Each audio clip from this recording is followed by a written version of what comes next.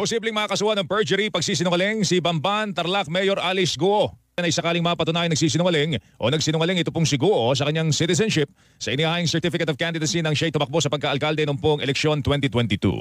Kung mapapatunayan na hindi naman pala talaga siya Filipino citizen, ay siya po ay pwedeng maging liable o makasuhan ng perjury.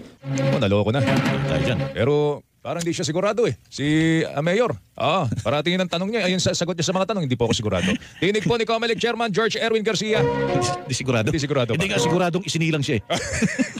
Sinilang Kaya wala naman. certificate. Meron, nung si age 17 years old na. Yung late registration. Matatanda ipinatawag po ni Mayor Guo. Si Mayor Guo siyan po sa Senado kaugnay po na investigasyon sa sinalakay na Pogo Hub dyan po sa Banban.